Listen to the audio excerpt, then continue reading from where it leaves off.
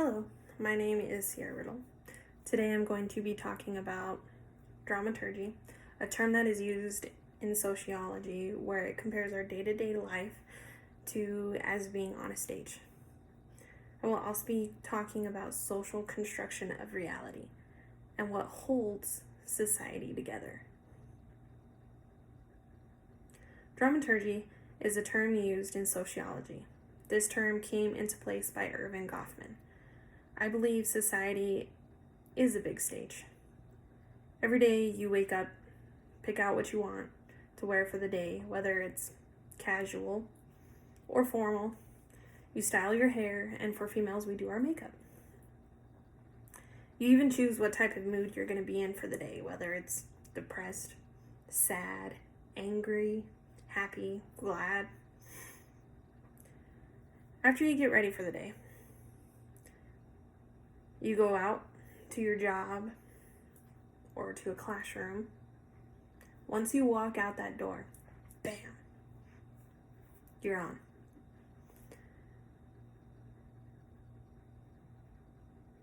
Everything you say or do, you are acting or making an impression on other people. I know when I walk out of the house to go to class or go to work, I put on my fake face because how I act at home and in public are two totally different aspects. In dramaturgy, there are two different types of stages: the front stage and the backstage.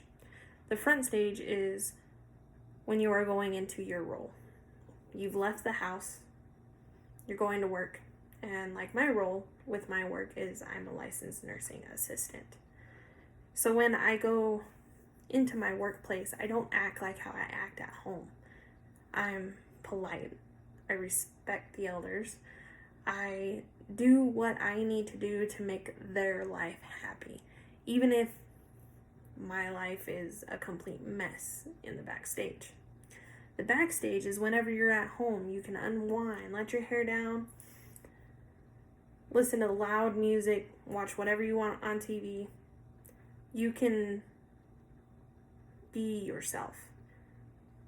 Because whenever you're out in public, you have to act a certain way. Well, they say you have to act a certain way so you're not judged or anything like that. That's why I say I put on my fake face. Role performance is where you step into a role of being a son, a daughter, a granddaughter, a significant other. You play a role of those titles. With having roles like that, we also have role conflict, which is when we cannot manage all the roles that we play all at once. I know as a nursing student, my role as a girlfriend, granddaughter, sister, and a friend, I can't be all those at once at the same time while I'm going to school. My main focus is on my school, so when my friend wants me to be a friend, sometimes I can't be. So that conflicts my roles as being a friend. The way we look, how we act, how does our social settings go is called sign vehicles. This is where we step out of our house or on a stage.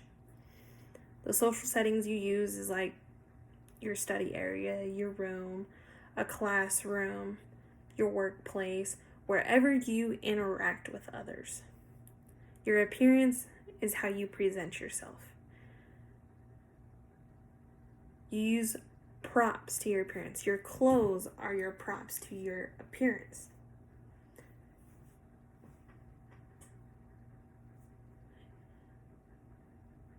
With your appearance, you are sending off messages to other people. Like, oh, she dresses nice. Oh, she must be well kept together. It is your impression that you put on other people by the way your appearance is. Whenever you're in a workplace or on a stage, there's times where you have to be a team player, which comes into teamwork.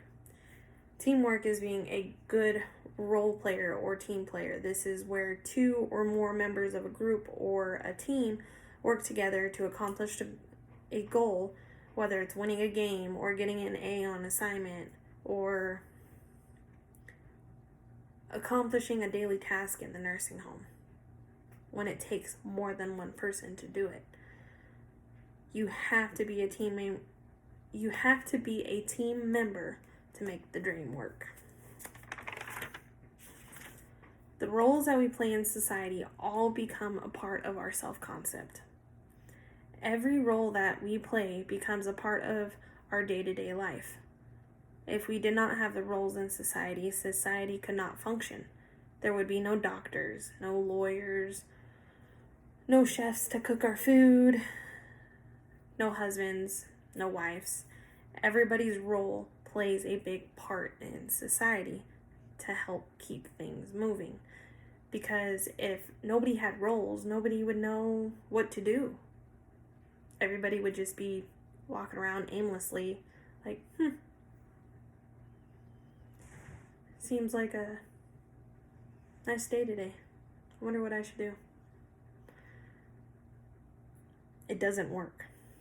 Social construction of reality.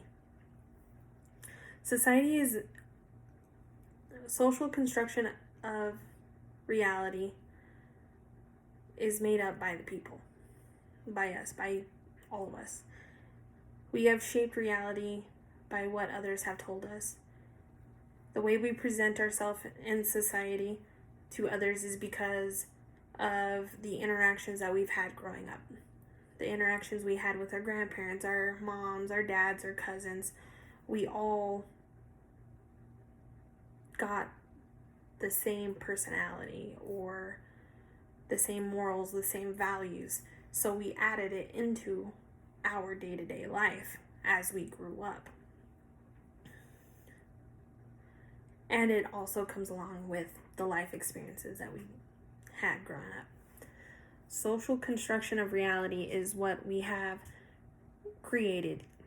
For example, you ask a little girl, hey, is this a toy for a girl or a toy for a boy?